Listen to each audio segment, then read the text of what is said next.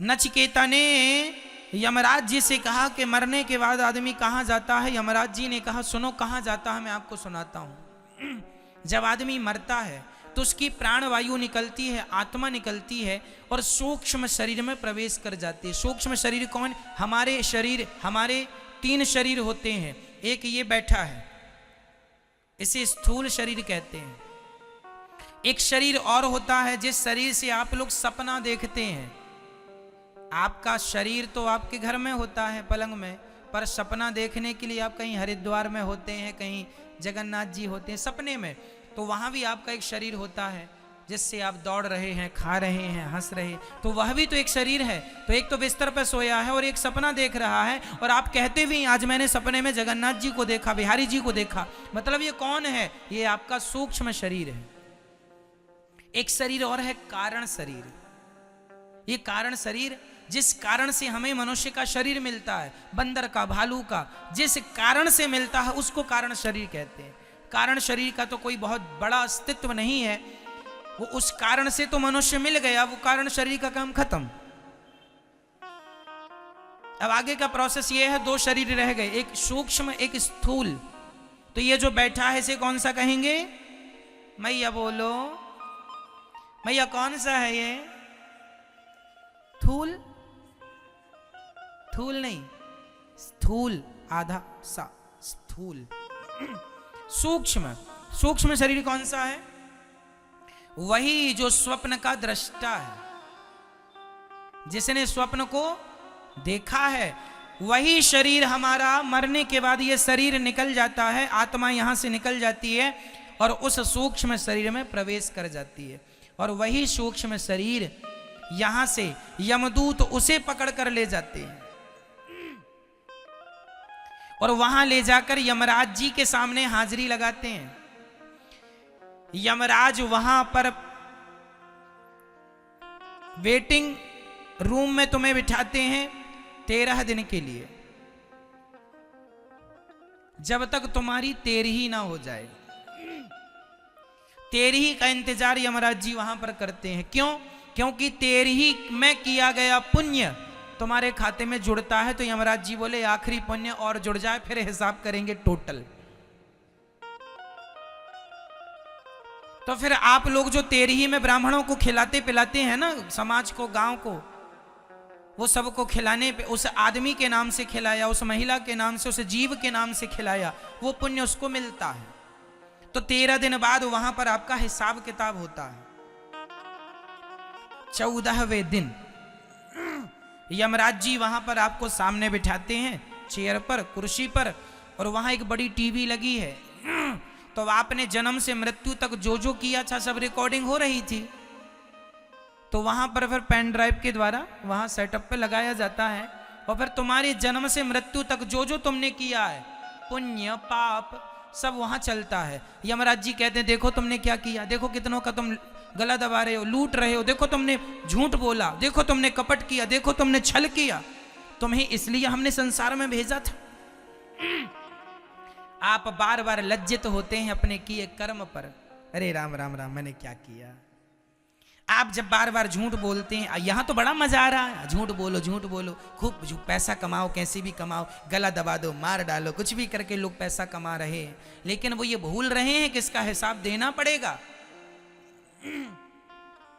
किसी को कौड़ी कम नहीं देता, किसी को दमड़ी ज्यादा, और समझदार तो चुप रह जाता, मूर्ख शोर मचाता, मेरे मालिक की दुकान में सब लोगों का खाता, बचेगा कोई नहीं। तुमने अंधेरे में भी जो पाप किया होगा ना, वहां सब रिकॉर्ड है, पूरी रिकॉर्डिंग है वहां। इसलिए बच के रहना रे बाबा, ईश्वर के घर देर है अंधेर नहीं है। हिसाब जब होगा, पाई पाई का हिसाब होगा। कर लो तुम खूब अत्याचार, ध्यान रखना, भोगना तुम्हें ही है। चलो, यमराज जी ने वहां हिसाब किताब कराया। अच्छा देखो तुम गलत कर रहे हो, देखो तुमने झूठ बोला, देखो तुम अपने माँ को डांट रहे हो, देखो तुम अपनी माँ को गाली दे रहे हो, देखो तुमने अपनी माँ को 2 रोटी तक नहीं दी, देखो तुमने अपनी मां के साथ कितना अत्याचार किया, देखो तुमने अपनी पत्नी पर कितना अत्याचार किया। और ये बहुओं की फाइल जब खुलती है, देखो तुमने अपनी सास को कितना तंग किया है, कितना सताया है, तुमने ये अत्याचार किया। सारा हिसाब किताब यमराज जी वहां रखते हैं। और फिर सब आदमी लोग, हम लोग सब थर थर थर थर थर थर थर कांपते हैं। अब क्या होगा, अब क्या होगा वो भी बताता हूं। तो अब यमराज जी अपने दूतों को आदेश देते हैं, चलो भाई इनका हिसाब किताब करो कितना हुआ। वहां बिल्कुल अपडेट सॉफ्टवेयर है, तुरंत डाला, हिसाब किताब आ गया। इनके 5 किलो पाप हो रहे हैं और 100 ग्राम पुण्य है। पाप कितने निकले मैया, बोल दो मेरी मां। 5 किलो पाप और 100 ग्राम पुण्य। पुण्य 100 ग्राम, पूरी जिंदगी में 100 ग्राम पुण्य किया, और पाप 5 किलो। कई लोग तो 10-10 किलो करते हैं, पर हम तो यहां 5 किलो के हिसाब लेके चले। देखो हम तो समझाने के लिए लेके चल रहे हैं। 100 ग्राम और 5 किलो, किसी के 20 किलो भी पाप होते हैं और किसी के केवल 2 ग्राम पुण्य होते हैं, और किसी के पुण्य ज्यादा है। पर सबका अपना अपना हिसाब किताब है। भगवान जाने आप लोगों का कितना निकलेगा।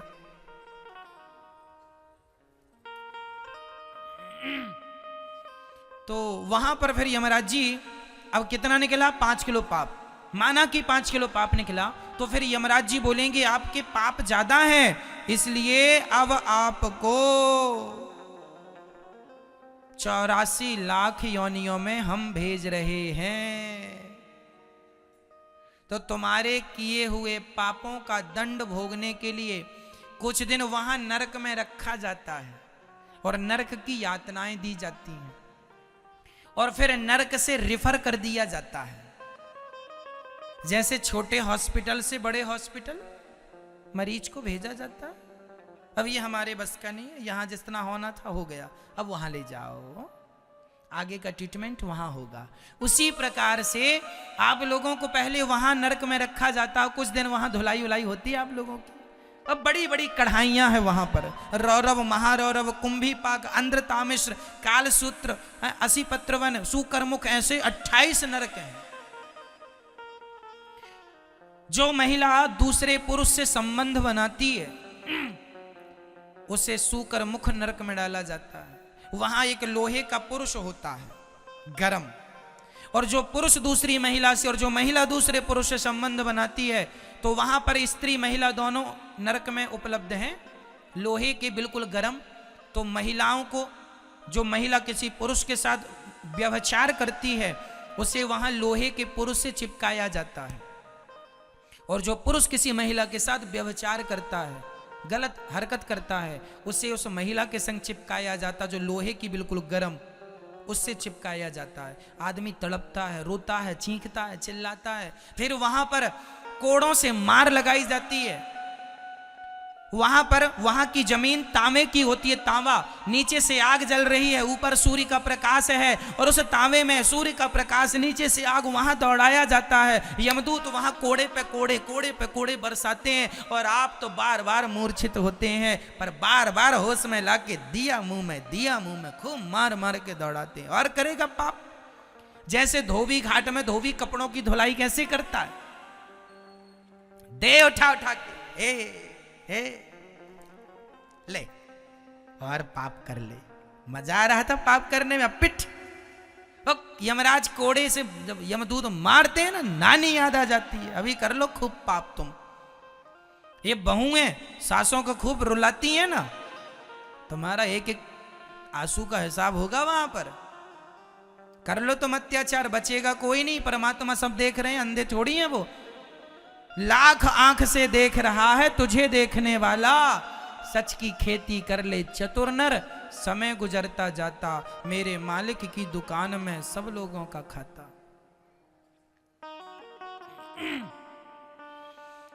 इस प्रकार वहां नरक की यातनाएं देकर फिर 84 लाख योनियों में भेज दिया जाता है। 84 लाख योनियां कौन? नाली का कीड़ा। यहां आओ, नाली का पानी पियो, नाली में रहो, आनंद लो वहां। फिर उसके बाद तुम्हें गधा बनाया जाएगा, ढोते रहो बोझा। फिर उसके बाद तुम्हें सुअर बनाया जाएगा। जो शराब वराब ज्यादा पीने के शौकीन है ना, इनको सुअर बना दिया जाता है। जाओ गंदी नाली में तुम, क्योंकि शराबी अक्सर ना गंदी नाली में जाके गिरता है, तो भगवान बोले चलो तेरा वहीं ज्यादा मन था तो तू वहीं जा। तो फिर उसको शुअर बना के गंदी नालियों में अपना, आप लोग भी यदि शराब वराब पीते हैं तो अपने लिए देख लेना कि भाई हम यहां पे आएंगे।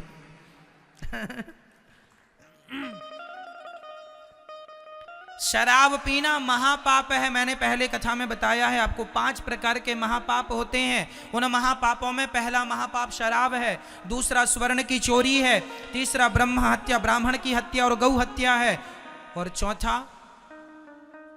गुरु पत्नी पर कुदृष्टि, जो अपने गुरु जी की पत्नी पर कुदृष्टि रखता है। ये 4 महापापी हैं। और 5वां महापापी वो जो इन चारों के संग उठता और बैठता हो और संबंध रखा हो, वो भी 5वां महापापी है। शराबियों से रिश्ता रखने वाला भी महापापी कहलाता है। इसलिए ये 5 प्रकार के महापापी को घोर नरक जाना पड़ता है, बड़ी यातनाएं सहनी पड़ती हैं। और इसके बाद फिर आप लोगों को फिर वहां से निकालकर नाली का कीड़ा सुअर उअर फिर बनाया जाएगा। फिर सुअर बनाने के बाद आप लोगों को चमगादड़ बनाया जाएगा, उल्टा लटकी रहो, कोरोना फैलाती रहो।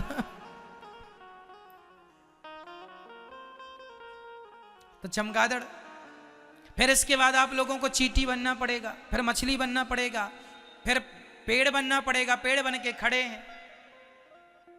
अब पेड़ वेड़ से जब मुक्ति मिली तो फिर उसके बाद शेर बनना पड़ा, हाथी बनना पड़ा।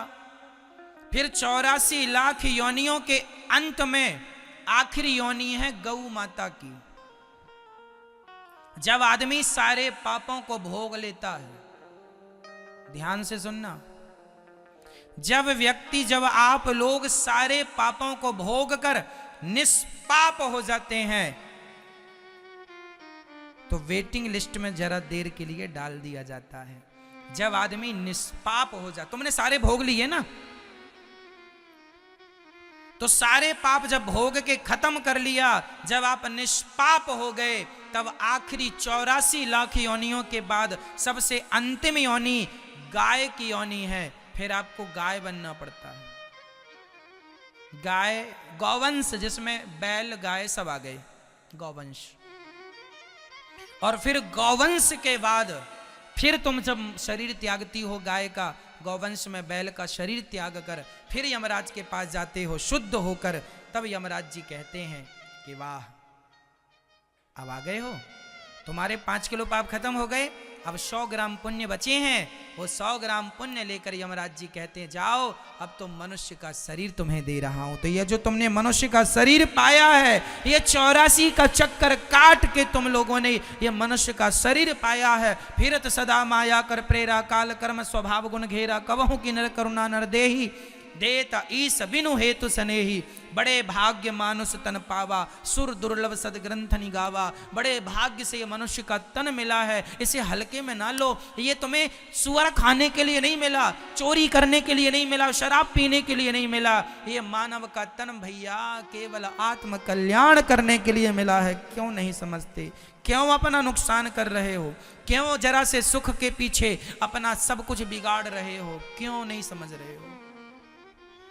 जरा सा तुच्छ सा सुख, पैसे का, पत्नी का, परिवार का, भोगों का, इसके चक्कर में आदमी लोक परलोक बिगाड़ के 84 की यातनाएं भोगने पर मजबूर हो रहा है।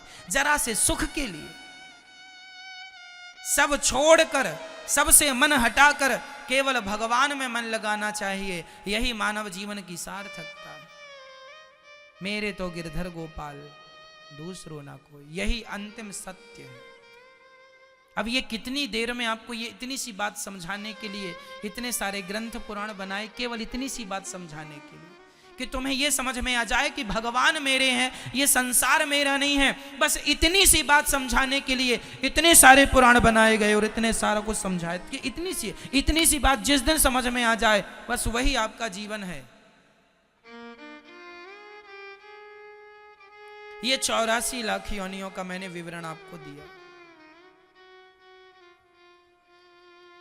84 लाख योनियां हैं, इनमें कीट पतंगा, मच्छर, मक्खी सब कुछ आ गया,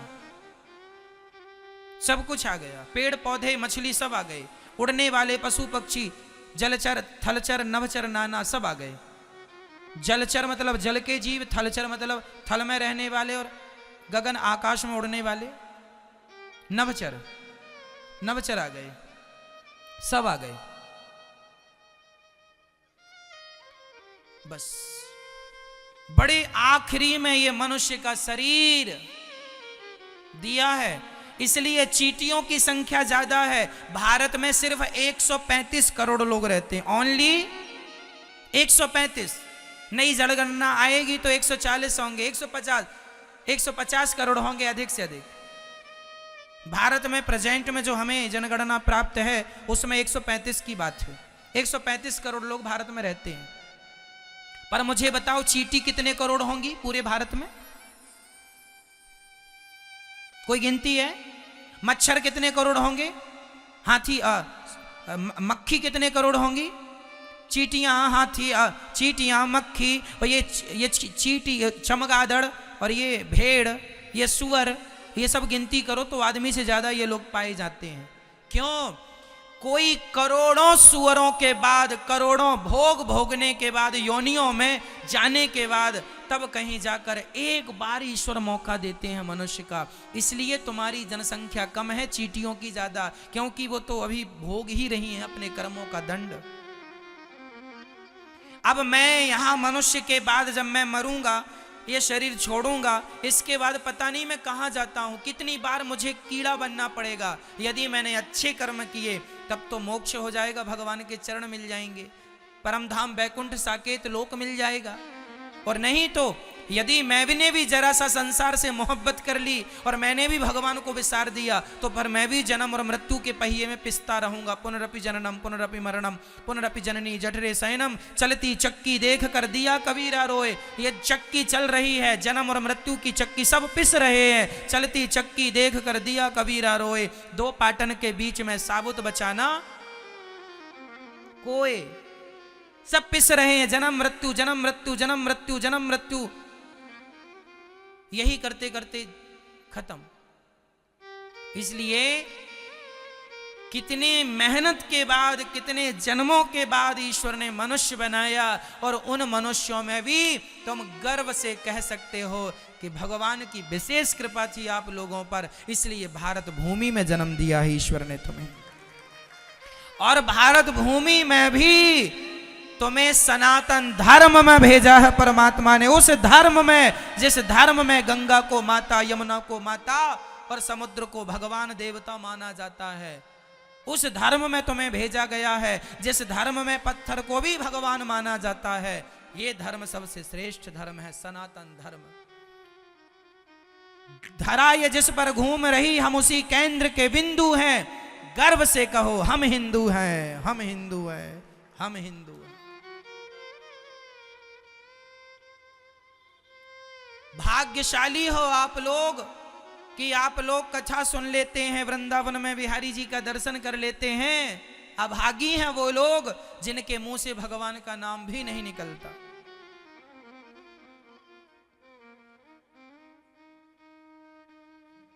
तुमको लगता है अमेरिका वाले ज्यादा भाग्यशाली हैं? ना जी, पैसे अलग विषय है मेरी मां, आध्यात्म अलग विषय है। पैसों से इस ज्ञान की तुलना ना करना। ये जो ज्ञान मैं आपको दे रहा हूं, ये जो मार्ग मैं आपको बता रहा हूं, इस मार्ग को पैसों से तुलना ना करना। मीराबाई के पास क्या पैसों की कमी थी, लेकिन मीराबाई ने जिनके खजाने सोने के थे, उन खजानों को छोड़ करके दुनिया से नाता तोड़कर गिरधर से नाता जोड़ लिया। यदि पैसों की बात करेंगे तो ये आध्यात्म जगत पैसों से मैच नहीं करेगा। यहां त्याग चाहिए, आसक्ति मुक्त आदमी चाहिए। मीराबाई ने क्या उसके पास, अरे राजा की बेटी थी मीरा, और राजा की बहू थी, राणा की बहू थी, कोई कमी नहीं थी उनके घर पैसों की, लेकिन सबसे नाता तोड़कर गिरधर से नाता जोड़ लिया।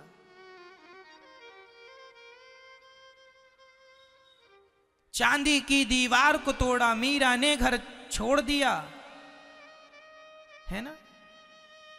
वो परमात्मा से संबंध बनाने के लिए, परमात्मा से रिश्ता बनाने के लिए, परमात्मा को पाने के लिए चांदी और सोने की दीवार को तोड़ दिया। अब आप कहें कि महाराज अमेरिका तो पैसे वाला है, तो पैसे से इस आध्यात्म की तुलना ना करना। ये जो सुख है, आध्यात्म का सुख है, इस सुख के सामने तो पैसे वाले हाथ जोड़े खड़े हैं। आपको बता दूं, हमारे देश में बड़े बड़े साधु संत हुए हैं। नीम करोरी जी महाराज जी का नाम सुना होगा, स्वामी देवरहा बाबा जी का नाम सुना होगा, क्यों?